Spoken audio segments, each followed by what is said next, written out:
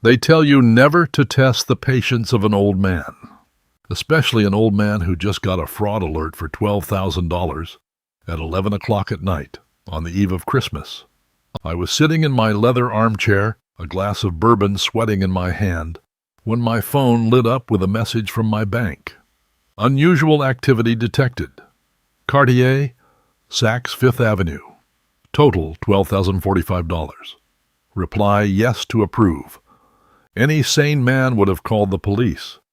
I smiled instead, because the only person who carried the second card on that account was my son, 36 years old, successful, or so he liked everyone to believe. I told myself he was standing in some glittering store right now, finally buying me the vintage watch I'd been eyeing for 3 years, the one I always joked about and never bought myself. I typed yes with a heart that hadn't beaten that warm since my wife died. 10 hours later on Christmas morning, I sat frozen on the edge of his sofa and watched my daughter-in-law's parents tear open a Cartier box and 2 shopping bags from Saks, glowing like they'd won the lottery. Under the tree there was nothing left, not one box with my name on it. When I asked where my gift was, my son didn't even put down his champagne.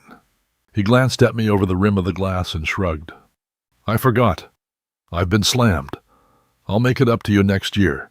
One sentence, $12,000 of my own money, and an empty space under a tree that used to mean something. A lot of fathers would have shouted. I didn't. At 67, you learn the difference between the moment to rage and the moment to go cold. I buttoned my coat, kissed no one goodbye, and walked out into the snow. What my son didn't know was that by the time he woke up the next morning, I would already be sitting across from my attorney with a folder open on the table, and what happened after that would cost him everything he thought he'd already inherited. If you've ever given everything to someone who thought it was owed to them, stay with me to the end. Hit like, subscribe if you're new here, and drop a comment telling me where you're watching from tonight.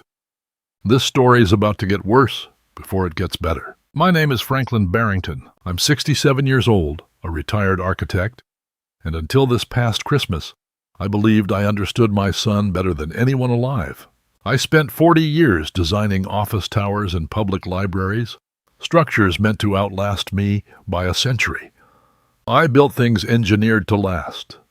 I never once imagined that the thing I'd spend the longest building and the thing that would collapse the fastest was my own family, and that I would be the one standing in the wreckage, still holding the blueprint. My wife, Eleanor, died 6 years ago. Pancreatic cancer, the kind that gives you just enough warning to say goodbye and nowhere near enough time to prepare for what comes after. Before she went, she squeezed my hand in that hospital bed and told me something I've replayed 1,000 times since. Take care of Grant, but don't let loving him turn into rescuing him. I promised her I would remember that. I did remember it every single day. Remembering a promise and obeying it, I've since learned, are 2 entirely different disciplines, and I failed the second one for years without ever noticing. Grant was 36 that Christmas. A commercial real estate broker with a corner office he hadn't quite earned yet, and a wife, Vanessa, who had built her entire identity around the idea of arriving.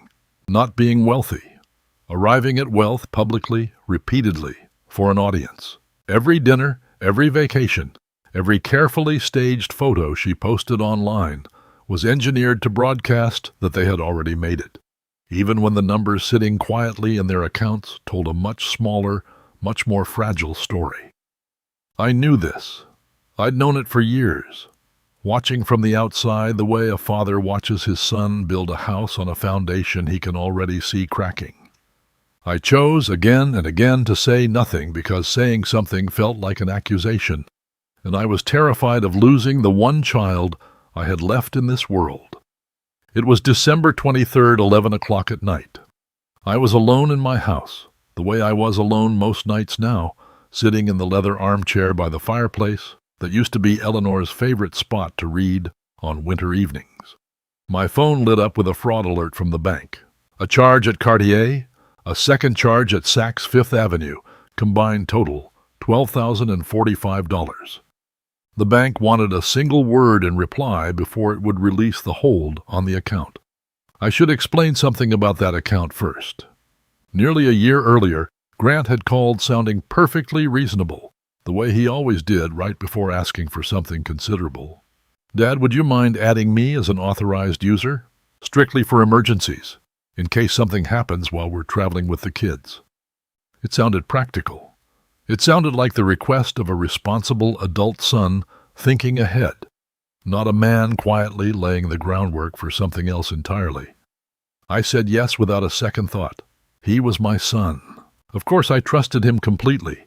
So when that alert lit up my phone on the night of December 23rd, I didn't panic the way a stranger might have. I smiled. I actually smiled sitting there alone in a dark, quiet house with a glass of bourbon going warm and untouched in my hand. I told myself Grant was finally doing it, finally buying the vintage Cartier watch I had been circling in a downtown display case for 3 straight years, always talking myself out of it at the last moment, always telling myself a man my age didn't need something that extravagant. I pictured his face on Christmas morning, watching me lift the lid off that box, watching me pretend I hadn't already guessed. Something in my chest did what it hadn't done since Eleanor's funeral. It ached, but in a good way, a warm way. I typed yes into the bank's automated reply and went to bed that night feeling, for the first time in longer than I wanted to admit out loud, like I still mattered to somebody. Christmas morning arrived cold and bright, sunlight bouncing hard off fresh snow. I baked cinnamon rolls from Eleanor's own recipe, the one written in her handwriting on an index card I keep tucked in a drawer I don't open for anything else, and I carried them over to Grant and Vanessa's house wrapped in a dish towel, still warm from the oven. Their entire neighborhood looked like a holiday commercial come to life. Wreaths on every door, children already outside in brand new coats, testing brand new sleds on barely an inch of powder. I remember thinking, walking up that driveway with the tray balanced in both hands, that this was exactly the scene Eleanor would have wanted to witness. The whole family gathered under one roof. Grandchildren tearing through wrapping paper, a house full of noise instead of the silence I lived in the other 364 days of the year. Vanessa's parents arrived not long after I did, and the entire mood of that living room shifted the moment they stepped through the door.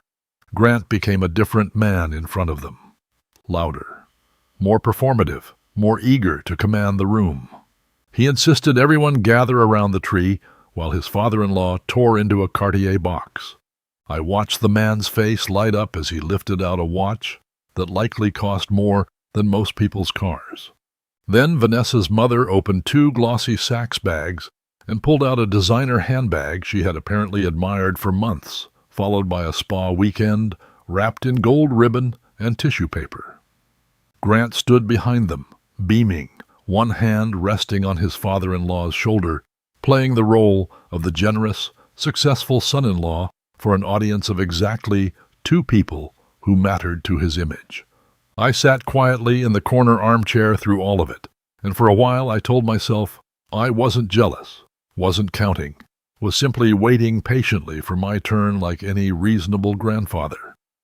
Under that tree, gift after gift disappeared into hands that weren't mine. My grandson Wesley, 11 years old, tore through his own presents with the kind of unfiltered joy that made the whole cold drive worth it. But when the last box had been opened and the shredded wrapping paper lay scattered in bright piles across the floor, there was nothing left with my name on it. Not one box, not one card, nothing at all. I told myself it had to be some kind of mistake. Maybe something got left behind in another room. Maybe it was still sitting in the trunk of Grant's car. So I asked gently, almost apologetically, in the tone of a man already bracing for an answer he doesn't want to hear. "Should I wait for mine?" Grant looked at me with genuine confusion, as though the question itself simply didn't compute in his mind. "For what?" "My gift," I said quietly.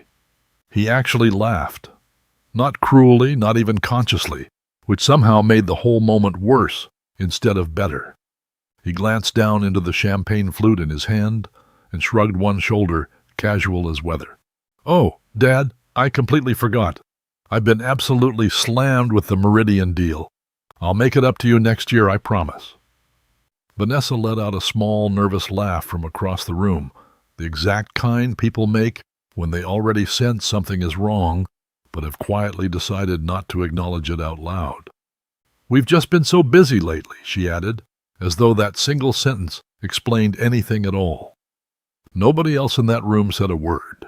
Even Wesley, 11 years old and still clutching a brand-new video game controller, looked up from the carpet and went completely still, sensing something the adults around him were actively pretending not to feel. "I want to tell you I raised my voice. I want to tell you I demanded an explanation, that I reminded my only son exactly whose credit card had quietly paid for every single gift sitting under that tree. I didn't do any of it. Something inside me simply went still instead, cold and quiet in a way I didn't recognize. Not embarrassed, not even angry yet. Finished. That is the only word that fits what I felt in that moment. Finished with something I couldn't yet name out loud. I stood up slowly, buttoned my coat over Eleanor's old wool cardigan that I still wear every winter without fail, and picked up the now empty tray that had held the cinnamon rolls. "Merry Christmas, everyone," I said, and I meant every word of it, because some habits of decency outlast the reasons a man once had for practicing them. Grant didn't stand up. He didn't walk me to the door. "Drive safe," Vanessa called out after me, already turning her attention back toward her parents and their brand-new watch. The cold air hit my face harder than I expected when I stepped outside onto the porch. I sat in my truck in their driveway for a long, silent minute before I trusted myself enough to drive. Then my phone buzzed once. Then again. 3 separate notifications from the bank, each one time-stamped from the night before. Each one matching a store name I now recognized with a slow, sinking, sickening certainty. Cartier, Saks Fifth Avenue, the exact department store where that handbag had come from. Every single gift I had just watched Vanessa's parents unwrap under that tree had been purchased with my own money, on my own card, roughly 12 hours before my own son looked me directly in the eye and told me, without flinching, that he had simply forgotten to buy me anything at all. I sat there behind the wheel in the cold, with the engine idling, staring down at those 3 notifications, and for the first time since Eleanor died, I felt something other than grief settle into my chest. It felt strangely almost like clarity. I shifted the truck into reverse, backed slowly out of my own son's driveway, and by the time I reached the first stoplight 2 blocks away, I had already decided exactly what I was going to do next. People imagine that revenge, when an old man finally decides to take it, arrives in some dramatic burst of shouting, a slammed door, a screamed accusation across a kitchen table, a will rewritten in a single furious hour at midnight, the ink still wet with anger, the lawyer summoned out of bed to notarize it before dawn. That isn't how it happened for me, and frankly, I don't think that's how it should happen for anyone with the patience to do this properly. I didn't rewrite a single document on Christmas night. I didn't call Grant and scream into the phone until my voice gave out. I went home alone, and I sat in Eleanor's chair by the fireplace, and I simply waited for the bank to open its doors the next morning like any other ordinary business day. The morning of December 26th, I was standing at the counter of my branch before the staff had even finished unlocking the front doors. I asked to speak with a manager I'd known for 11 years, a woman named Pamela, who had personally helped me refinance the house after Eleanor's medical bills started piling up faster than either of us could track. I told her calmly, without raising my voice even slightly, that I wanted every card tied to that account frozen effective immediately, and I wanted my son's name removed entirely from the backup emergency account, the same account he'd talked me into establishing a year earlier under the polite guise of protecting me in case of an emergency. Pamela didn't ask a single question about why. She simply nodded once, typed for several minutes in total silence, and slid a printed confirmation across the counter toward me. It was, without exaggeration, the calmest 15 minutes I had spent since standing at my wife's funeral. Driving home from the bank that morning, I finally let myself think about the last 20 years honestly, without the soft focus filter a father instinctively applies to his own child, no matter how old that child grows. I thought about the day Grant graduated from college, $60,000 deep in student loans, sitting across from me in a cheap diner looking like his entire life was already over before it had properly begun. I paid every dollar of it that same week, without hesitation, without so much as a second thought about what that money might have meant for Eleanor's and my own retirement someday. I thought about the down payment on his first house, the one Eleanor and I quietly wired over because he was a little short and the closing date was suddenly 5 days away. I thought about the failed business partnership a few years after that, the one where his so-called friend gambled away half of their operating capital on decisions Grant never fully explained to me, and how I wrote a check large enough on a Friday night to keep my son's name off a bankruptcy filing by Monday morning. Every single time, I told myself I was simply being a good father, doing what any father with the means would naturally do for his own son. Looking back now, driving home in the cold, with a printed confirmation folded neatly in my coat pocket, I finally understood something I'd spent 2 decades refusing to see clearly. I hadn't been raising a son at all. I had been financing the illusion of one. Eleanor tried to warn me once, years earlier, back when Grant was still a teenager, struggling through a rough semester in high school. We were sitting together on the back porch on a warm evening, and she said something I dismissed far too quickly at the time. The way you dismiss things you aren't ready to hear yet. You know what worries me about you and that boy? You're always ready to rescue him. I told her that's simply what fathers do. That's the entire point of being a father. She smiled at me, but it wasn't a happy smile. It was a sad, knowing one. No, she said quietly. Good fathers teach their children how to rescue themselves. At the time, I genuinely thought she was being too hard on our own son. I understand now, all these years later, that she saw something I spent 3 more decades actively refusing to look at directly, no matter how many times life handed me the evidence. I called my attorney, Harold Benning, before I had even finished my first cup of coffee that morning.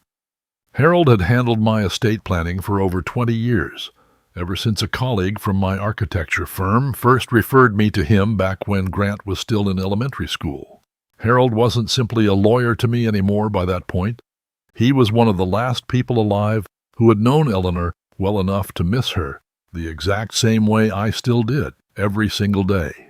When I told him what had happened, the fraud alert, the champagne, the empty space under the tree, the $12,000 spent on someone else's parents, there was a long pause on the other end of the line before he finally spoke. "I'll have the paperwork ready within the hour," he said. And he didn't ask a single follow-up question, which somehow told me more about how obvious this entire situation had become than anything else he could have possibly said to me. By that same afternoon, while Grant and Vanessa were almost certainly still admiring their haul of gifts and basking in the warm glow of having successfully impressed her parents the day before, a courier arrived at their front door carrying a plain, legal envelope.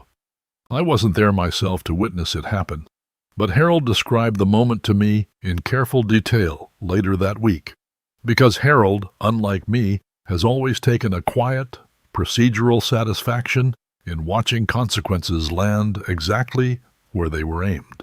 Inside that envelope was a formal notice, cold and precise in the particular way only attorneys seem capable of writing. Notice of an immediate financial freeze. Notice of the initiation of formal removal proceedings from the family trust.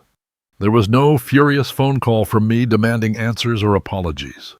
No angry voicemail left in a shaking, wounded voice at midnight, just silence, deliberate and total, arriving quietly through a mail slot of a house still decorated with a Christmas tree full of empty boxes and someone else's expensive ribbon. I want to be honest about something here, Because this entire story only means anything at all if I am completely honest about it. Part of me fully expected Grant to call within the hour, furious, demanding an explanation, maybe even a little frightened for the first time in his adult life. He didn't call that day. Neither did Vanessa.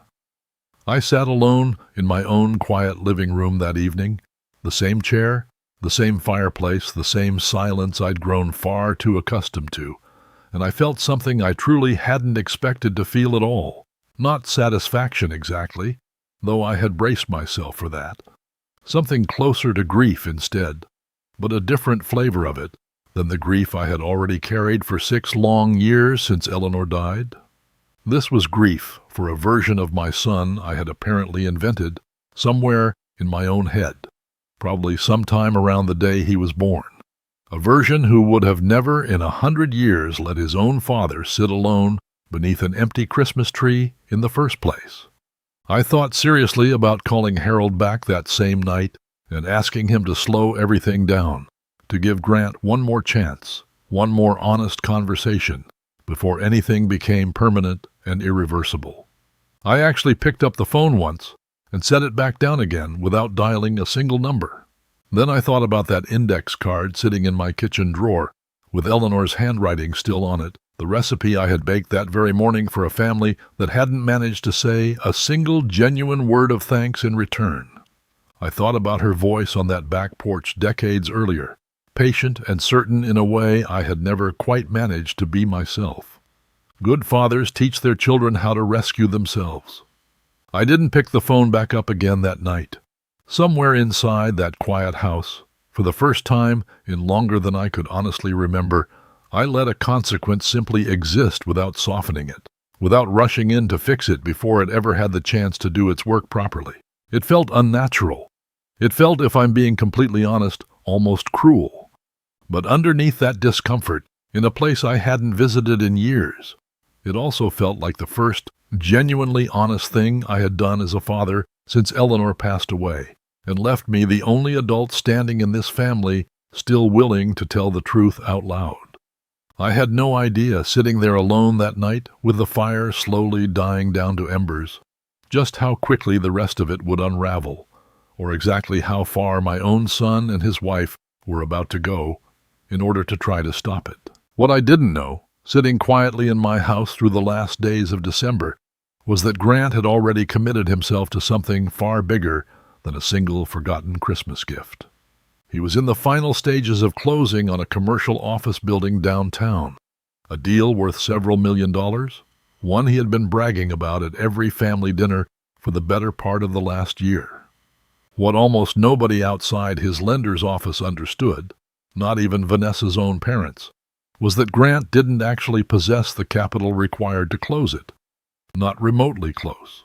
His personal financial statement, the exact document banks rely on to decide whether a man deserves to be trusted with that kind of money, had been quietly padded for years by one unspoken assumption sitting underneath every number on the page: that his father's fortune would eventually become his own, sooner rather than later, and that this eventual inheritance could function as collateral for a life he hadn't actually earned yet. The bank's final approval on this particular loan hinged entirely on one specific document: a gift letter, a formal notarized statement in which I, Franklin Barrington, would confirm in writing that a substantial sum of money was being given to my son as an outright gift. No repayment ever expected, no strings of any kind attached. He needed my signature on that letter within the week, or the entire multi-million-dollar deal would collapse right in front of him. He showed up at my house on a Tuesday afternoon without calling ahead first, which told me almost everything I needed to know about his state of mind before he had even finished parking his car crooked across my driveway. I opened the front door and found him standing there, in an overcoat that likely cost more than most people's monthly mortgage payment, clutching a leather folder against his chest like it held something sacred instead of paperwork. "Dad," he said, breathless, skipping straight past any greeting entirely, "I need you to sign something today. It's genuinely important and I don't have much time." I let him inside. I always let him inside. That had never once been the actual problem, sitting between the two of us. He spread the papers out across my kitchen table, the very same table where he had once sat doing his homework as a boy, and began explaining the entire deal in rapid, rehearsed sentences, the kind of practice pitch he must have rehearsed in his car on the drive over from his office. The building itself, the tenants already lined up and waiting, the projected returns over the next 5 years, and then, almost as an afterthought, buried casually in the middle of all his enthusiasm, the gift letter itself, already partially filled out with my full name typed neatly at the bottom, waiting only for a signature to make it official.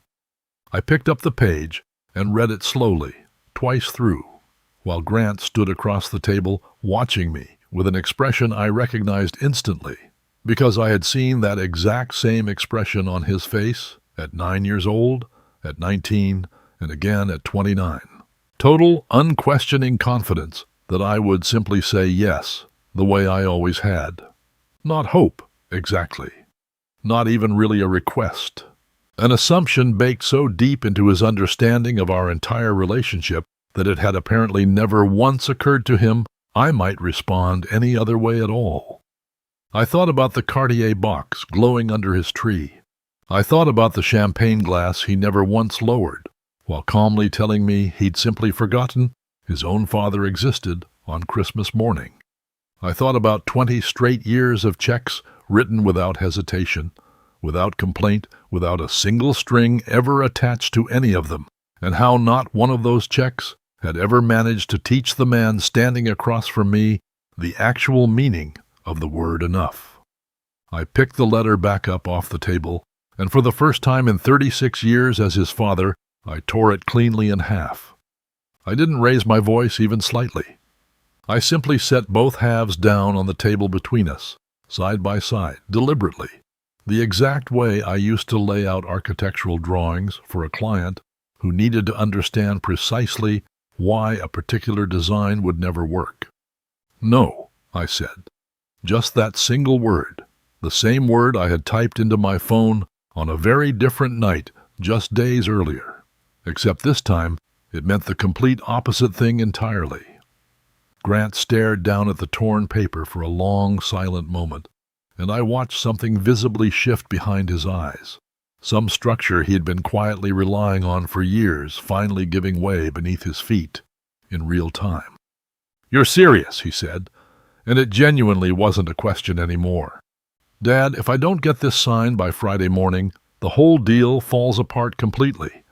Everything falls apart." "Then it falls apart," I said.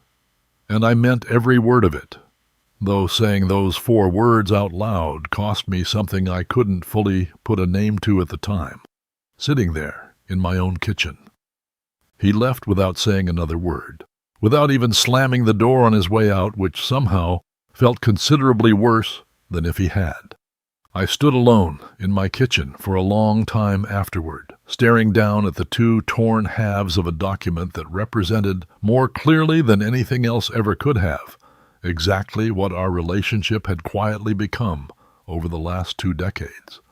A transaction wearing the costume of love, and a love that had slowly, quietly disguised itself as an unlimited ape.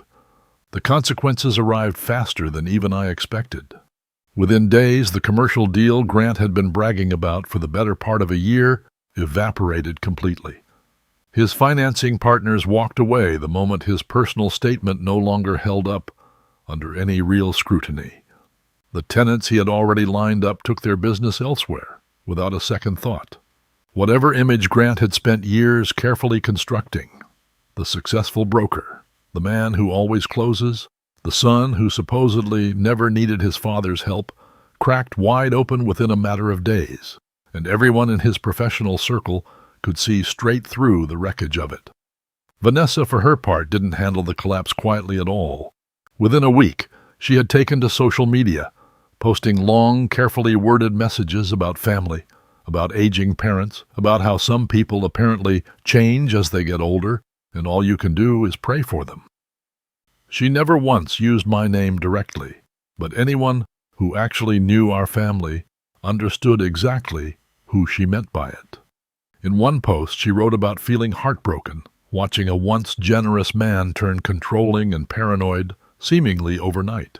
In another, she hinted, not particularly subtly, that there might be concerning changes in my behavior, that the family was now monitoring closely out of love. Friends of mine I hadn't spoken to in months suddenly started calling to check in, gently asking if everything was all right, if I was doing okay, living alone since Eleanor passed.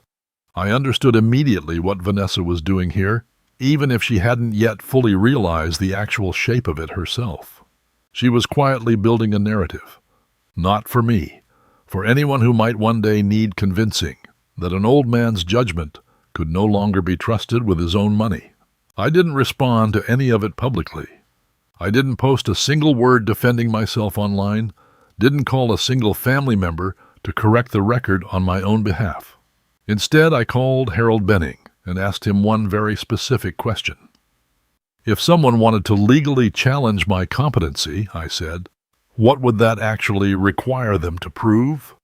Harold went quiet on the other end of the line for a moment before answering carefully, in the measured tone he only ever used for things that genuinely worried him.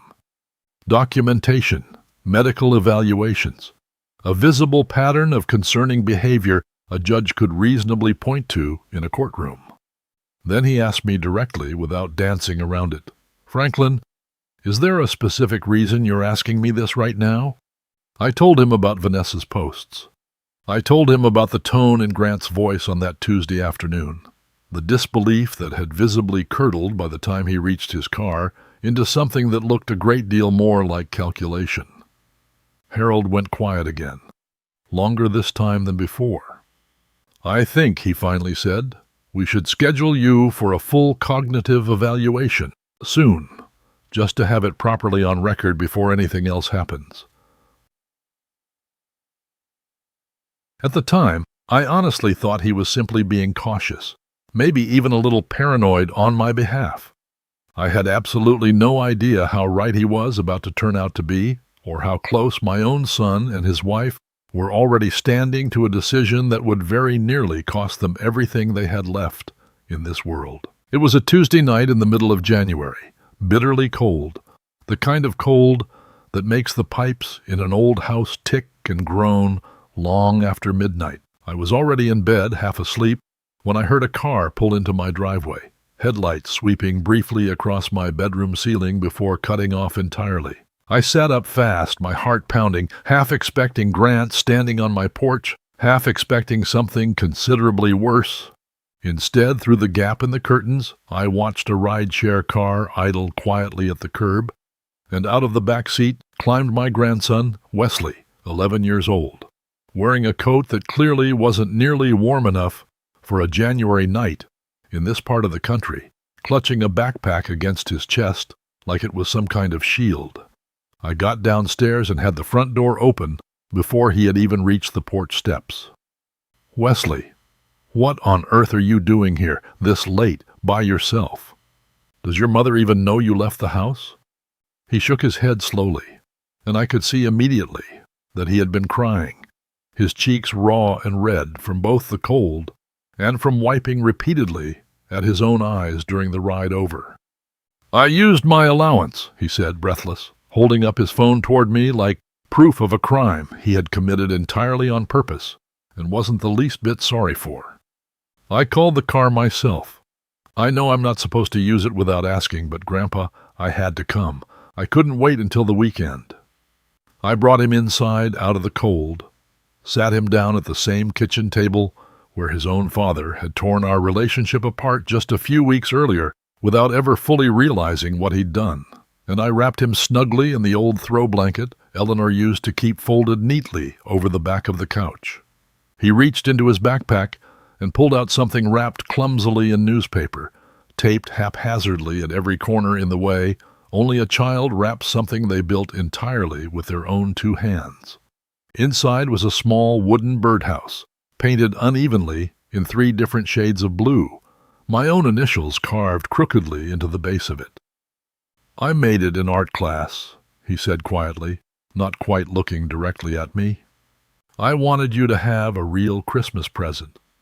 Mom and Dad didn't get you anything, and I felt really, really bad about that the whole time, so I decided to make you this instead. It took forever, though, because Mrs. Alvarez only lets us use the woodshop on Thursdays after school. I held that little birdhouse in both hands for far longer than I probably should have without saying a single word, because I genuinely didn't trust my own voice in that particular moment.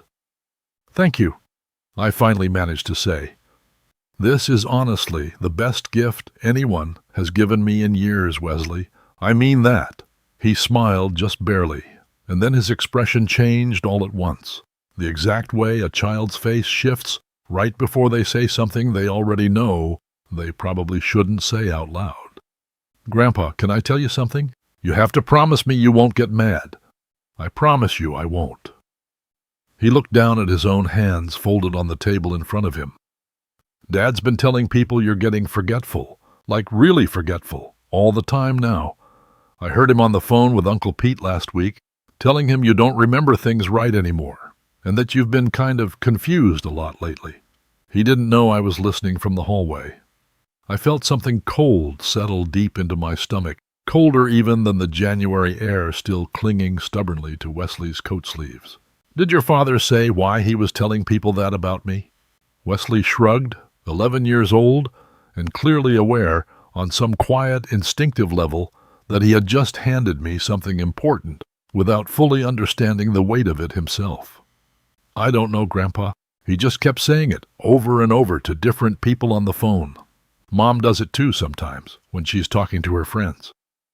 I sat with that single sentence for a long time after I drove Wesley home myself later that night, apologizing at the door to a visibly shaken Vanessa for something that wasn't remotely my fault, watching her face cycle rapidly through relief and then something considerably colder underneath it as she slowly realized her own son had managed to slip out of the house entirely undetected. I didn't say a single word to her about what Wesley had told me in my kitchen. I simply drove home in silence, turning that one sentence over and over in my mind the entire way. "Dad's been telling people you're getting forgetful." It was, I realized almost immediately, a remarkably clever accusation to plant, whether or not Grant had actually thought the whole thing through consciously himself. If enough people around us genuinely believed I was losing my memory, then every single decision I had made since Christmas, freezing the accounts, tearing up that gift letter, refusing to back down, could quietly and conveniently be reframed as confusion instead of what it actually was, which was clarity, real clarity, for the first time in years. I had watched this exact pattern unfold once before, years earlier, with a close friend of mine whose own adult children had genuinely worried about his early memory lapses at first, only to later use that diagnosis as convenient justification for taking control of decisions he was still perfectly capable of making entirely on his own. I never once imagined my own son would try to manufacture that same story out of absolutely nothing at all. I called Harold Benning first thing the following morning and told him everything Wesley had shared with me the night before. He listened carefully without interrupting even once, the way he always did when something serious was unfolding, and when I finally finished talking, he asked me one direct question. "Have you had a recent physical, Franklin? A cognitive screening specifically on the record somewhere?" "I had one 3 months ago," I told him. "I actually asked for it myself after Eleanor passed away, just to have a clear baseline documented somewhere official." "Good," Harold said, and I could hear something shift in his voice as he said it, some old courtroom instinct sharpening underneath his usual calm, measured tone. "Because I have a feeling you're about to need it very soon." He turned out to be exactly right. Less than 2 weeks later, a certified letter arrived at my front door, and I knew before I had even fully opened the envelope that whatever was waiting inside was about to change the entire shape of everything happening in this family. Grant and Vanessa had formally filed a petition with the county probate court, requesting the establishment of a full conservatorship over both my finances and my personal affairs. The document, once I finally forced myself to read it start to finish, described a version of me that I genuinely did not recognize at all. It claimed I was exhibiting clear signs of dementia. It claimed I had become reckless and erratic in my spending habits, citing the frozen accounts themselves as evidence of paranoid, irrational behavior rather than what it actually was. A deliberate decision made by a man in complete possession of his faculties. It claimed I had suddenly and inexplicably cut off close family members without any warning, framing the entire situation as a symptom of cognitive decline rather than a direct, fully earned response to their own repeated actions against me. I sat alone at my kitchen table, with that petition spread out in front of me, in the exact same spot where Grant had once spread out his own paperwork demanding a signature just weeks earlier, and I felt something inside me go very still and very cold, the same particular stillness I had felt on Christmas morning, except sharper now, more focused, more deliberate. This wasn't disappointment anymore. This wasn't even betrayal in the ordinary sense of that word. This was my own son and his wife formally attempting to legally strip me of control over everything I had spent an entire lifetime carefully building, using the very act of my own self-protection as the primary evidence against me in a courtroom. I called Harold that same afternoon, and for the first time since Eleanor had died, I heard genuine anger in his voice on my behalf, the controlled, professional kind of fury that meant he was about to work harder on this case than he had in years. "Franklin," he said, "I need you to trust me completely on this one, from start to finish. We are going to need every single piece of documentation you have on hand. And listen to me very carefully. We are absolutely going to win this fight, but only if you let me handle every step of it exactly the way it needs to be handled." I told him I trusted him completely, and I meant every word of it. What I didn't yet know, sitting alone in that kitchen with a conservatorship petition spread across the table, and my grandson's crooked little handmade birdhouse sitting on the windowsill above the sink, was exactly how badly my own son and daughter-in-law were about to embarrass themselves in front of a judge who would see straight through every single word they had written. The hearing was scheduled for the second week of February, inside a probate courtroom that smelled faintly of old carpet and cheap vending machine coffee, the exact kind of room where families come to formalize the worst things they have ever said about each other, on the record, in front of a stranger with the authority to decide who gets believed. I wore my best suit, the navy one, Eleanor always said, made me look like I actually belonged behind a judge's bench instead of sitting anxiously in front of one.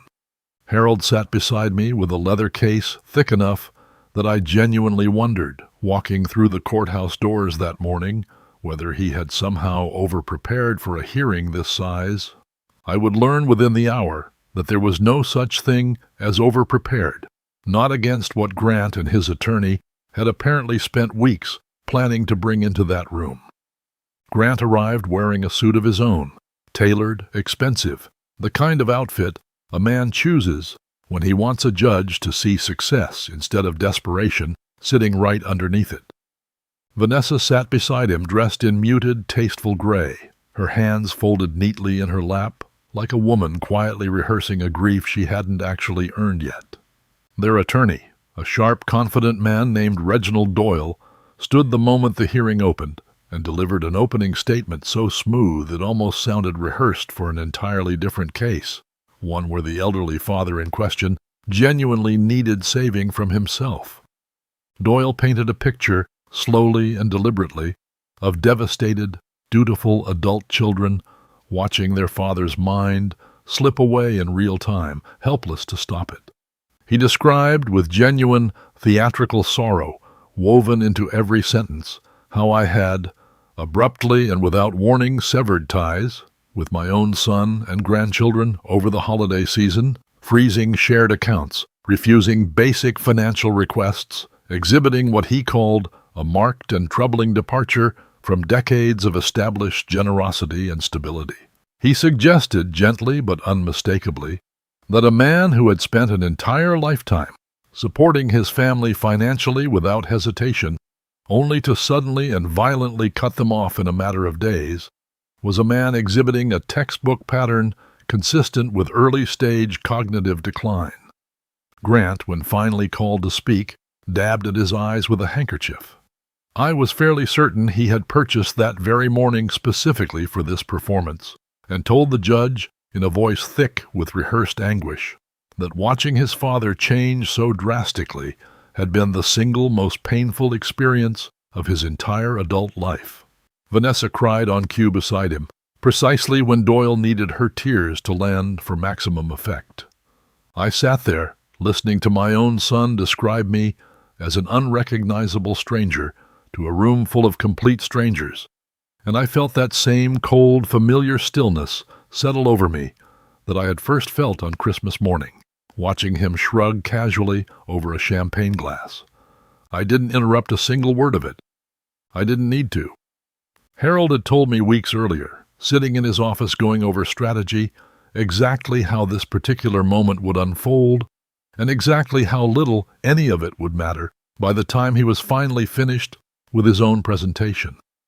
When it was finally our turn to speak, Harold rose slowly, entirely unhurried, the way a man moves when he already knows precisely how a story is going to end before he even opens his mouth. He opened his leather case and began methodically laying out exhibit after exhibit across the table in front of the judge, one at a time, in careful, deliberate order. The first exhibit was a full cognitive and neuropsychological evaluation conducted by an independent specialist back in November, a full 6 weeks before Christmas, before any of this had even begun to unfold. The report itself was completely unambiguous. Sharp, strategic reasoning well above average for my age bracket. Excellent memory function across every measure tested. No indicators whatsoever of dementia, decline, or cognitive impairment of any kind. Harold pointed out quietly, but with unmistakable precision, that I had scheduled this particular evaluation entirely on my own personal initiative. Months before the alleged sudden change, Doyle had just spent 20 minutes describing at length to the court, simply because I had wanted a clear, honest, documented baseline on record after losing my wife. The judge studied that report for a long, silent moment, her expression giving away absolutely nothing, before setting it carefully aside on the bench in front of her. Then Harold produced the second exhibit, and this was the one I watched land the hardest in that entire courtroom. Detailed credit card statements, month after month, stretching back nearly 2 full years. Charges at Cartier, charges at Saks Fifth Avenue, charges at high-end restaurants across the city, luxury travel bookings, an unexplained vehicle lease upgrade, all made using an account I had opened in good faith for genuine family emergencies, all made by the very same 2 people now standing in front of a judge describing me as reckless and dangerously out of control with my own personal finances. Harold laid the December 23rd statement directly on top of the stack, the exact one from the night of the fraud alert, the $12,045 spent lavishly on gifts for an entirely different family, time-stamped hours before Grant told me over a champagne flute in his own living room that he had simply forgotten his own father even existed. "Your Honor," Harold said, calm and completely unhurried, letting every word land on its own, "the petitioners describe my client as a man who suddenly and irrationally cut off financial support to his family without cause. I would respectfully suggest the court examine exactly what that financial support was actually funding, and exactly who in this family was managing money responsibly, before drawing any conclusions whatsoever about who truly requires supervision here today." I watched the judge's expression shift almost imperceptibly as she moved carefully through each statement herself, page by page, line by line. I watched Doyle glance sideways at Grant, the confident, rehearsed poise from his earlier opening statement visibly draining out of his posture in real time, right there in front of everyone. I watched Grant's jaw tighten involuntarily, watched him seem to realize, apparently for the very first time in this entire proceeding, that the paper trail he had assumed would never surface had just been laid out in complete, methodical, damning detail in front of the one single person in that room whose opinion actually mattered. The judge didn't take long at all to reach her decision. She removed her glasses slowly, looked directly at Grant and Vanessa rather than at their attorney, and spoke in a tone that carried far more contempt than I had ever heard delivered so quietly and evenly in my entire life. I have carefully reviewed the psychological evaluation, the complete financial documentation, and the original petition itself, she said. I see absolutely no evidence whatsoever of diminished capacity in Mr. Barrington. What I do see, quite clearly, is a sustained pattern of financial dependency on the part of the petitioners, followed by what strongly appears to be a retaliatory legal filing after that dependency was suddenly interrupted. She glanced down at the paperwork one final time before setting all of it aside entirely, closing the folder in front of her. This petition is dismissed in full, effective immediately. The room went completely silent for a long moment afterward. Vanessa's carefully staged tears turned into something real, raw, and genuinely humiliated, her hand flying up quickly to cover her own mouth. Grant sat perfectly still, staring down at the table in front of him, his expensive tailored suit suddenly looking less like a symbol of success and more like a costume that had failed spectacularly to convince the one person who mattered most. Doyle gathered his papers with the brisk, practiced efficiency of a man already mentally moving on toward his next client, offering no further argument, no appeal, no closing remark of any kind. I didn't feel triumphant sitting there watching it all unfold, which honestly surprised me more than the ruling itself did. I felt mostly a quiet, exhausted kind of sadness, the sort that only settles in after a fight you never actually wanted to have has finally, mercifully ended. Harold squeezed my shoulder once as we gathered our own papers together in silence. "It's over," he said quietly, "just for me. You can finally breathe now, Franklin." Outside the courthouse, standing on the cold marble steps in the thin February sunlight, Grant caught up to me before I reached my truck in the parking lot. For a moment I braced myself instinctively for another argument, another accusation, another performance meant for an audience. Instead, he just stood there, hands shoved deep into the pockets of his expensive overcoat, looking, for the first time in longer than I could honestly remember, genuinely young and lost. The exact way he used to look as a small boy right after he had broken something he couldn't fix on his own, and knew it. "Dad," he started, and then stopped completely, apparently unsure what sentence could possibly follow everything that had just happened inside that courtroom moments earlier. I didn't wait around for him to find the rest of it. I got into my truck, and I drove home alone, leaving my only son standing there on those cold marble steps with his wife somewhere behind him, both of them finally forced in broad daylight and in front of a judge to face exactly what they had quietly allowed themselves to become. The months that followed the hearing unfolded slowly, the way real consequences always do, without the neat, satisfying speed people imagine when they picture a wealthy man finally cutting off his ungrateful child. There was no single dramatic moment where everything collapsed at once. It was quieter than that, and in some ways harder to watch than the courtroom itself had been. Grant lost the commercial deal permanently within weeks of the conservatorship petition being dismissed, his reputation among lenders and partners quietly poisoned by a public court filing that painted him, in the end, as exactly what he was. Word travels fast in a business built on trust and reputation, and within that small, closed circle of commercial real estate brokers in our city, everyone eventually heard some version of what had happened. New deals stopped coming his way. Existing clients found reasons to work with other brokers instead. Within 4 months, he'd sold the leased sports car he'd been driving for over a year, the one he could never actually afford in the first place, and traded it for a used sedan with well over 100,000 miles on it.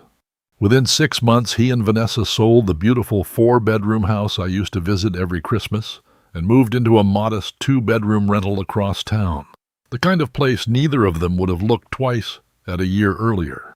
Vanessa, who had once filled her social media with designer handbags and spa weekends, took a job as a cashier at a grocery store 15 minutes from their new apartment, working shifts that started before sunrise. I want to be honest about something because I think it matters more than anything else in this entire story. My punishment was never about hatred. I never once wished poverty or humiliation on my own son, no matter how badly he had hurt me that Christmas morning.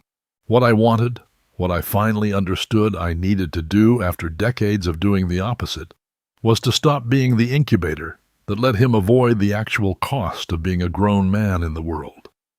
I had spent 20 years removing every obstacle life placed in front of him, and in doing so, I had quietly robbed him of the only thing that actually builds character, which is consequence. Watching him struggle that year wasn't satisfying. It was, if anything, one of the hardest things I've ever done, harder in some ways than watching Eleanor's casket lowered into the ground, because at least that grief had never asked me to do anything. This grief asked me to sit still and let someone I love fall, trusting that he'd eventually learn how to stand back up on his own. I saw Wesley regularly throughout that year, on weekends mostly, since Vanessa never once tried to keep him from visiting me, whatever else had happened between the adults in this family. We built things together in my garage, an old birdhouse collection that grew steadily larger on a shelf by my back door, each one slightly better crafted than the last as his hands got steadier and more confident. He never once asked me for anything except my time. And somewhere in those quiet Saturday afternoons together, sanding wood and drinking hot chocolate, I think I finally understood what Eleanor had meant all those years ago on the back porch. Good fathers teach their children how to rescue themselves.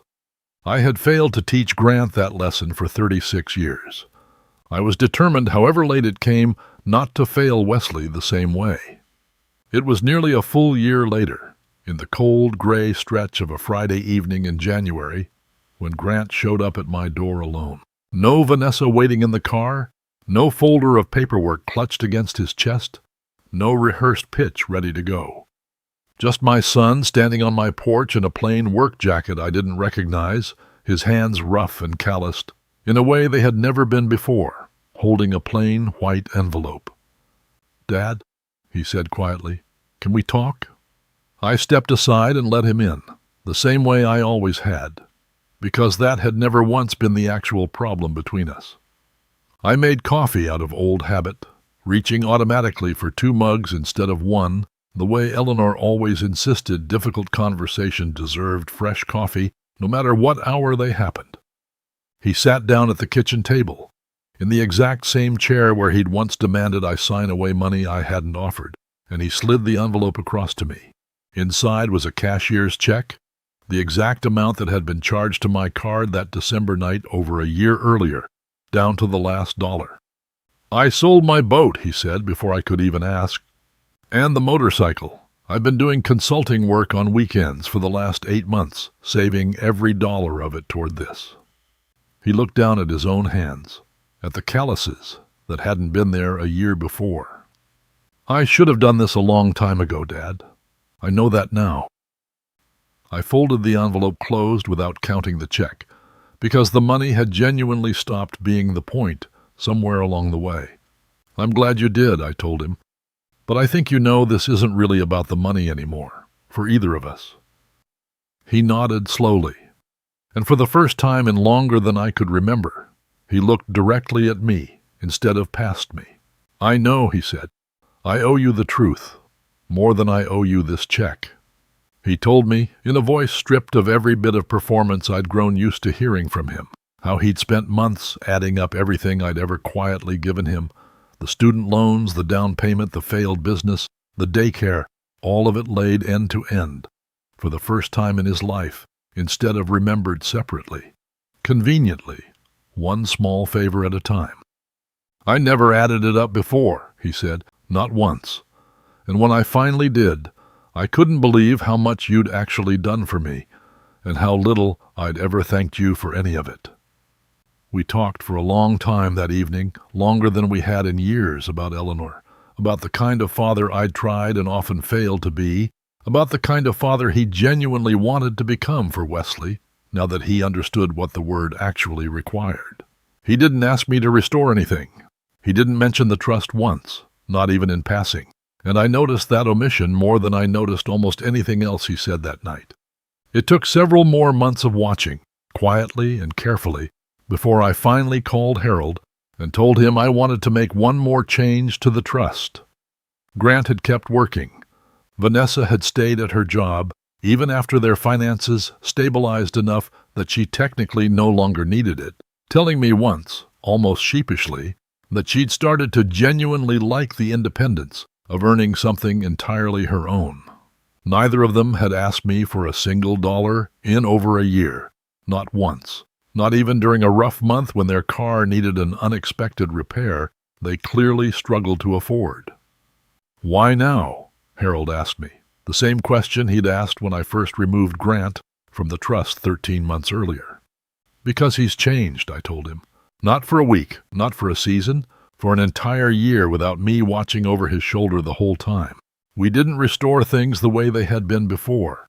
The trust I signed with Harold that spring came with conditions neither Grant nor Vanessa had any say in negotiating. Wesley's education fund remained fully protected, untouched by anyone but him, regardless of what happened between the adults in this family going forward. The portion restored to Grant came locked behind strict provisions, releasable only for specific documented purposes. Education, medical needs, nothing else, nothing discretionary, nothing that could ever again quietly fund a Christmas gift meant to impress somebody else's parents. Grant read every page of it in my kitchen, the same table where all of this had started. And when he finished, he simply nodded and signed without a single word of protest or negotiation. "This is fair," he said, and I believed him, because a year earlier, that same sentence would have come out of his mouth sounding like a performance. This time it just sounded like the truth. The following Christmas was smaller than any we'd had in years. No luxury boxes under the tree, no designer bags, no performance stage for an audience of impressed in-laws. Just turkey and Wesley's crooked handmade ornaments hanging on the tree, and Grant standing quietly in my kitchen afterward, drying dishes beside me the way he used to as a boy, before either of us had learned what money could do to a family that stopped talking honestly to each other. People sometimes ask me now whether removing my son from my trust that Christmas was really about revenge. I always give them the same answer. It wasn't revenge. It was a boundary. The first real one I had ever drawn in 36 years of fatherhood. Revenge tries to make someone suffer for the sake of suffering itself. A boundary simply gives someone room to fall and the chance to learn how to stand back up entirely on their own. Grant suffered because of choices he made himself, not because of anything I did to him directly. He changed because he finally fully accepted responsibility for those choices, instead of quietly waiting for me to absorb the cost of them the way I always had before. Eleanor once told me that real love isn't measured by how much a person gives away. It's measured by whether that giving actually helps someone become a better person or simply becomes easier for them to lean on forever. For 20 years, I confused generosity with love, and Grant, without ever meaning to, confused love with entitlement.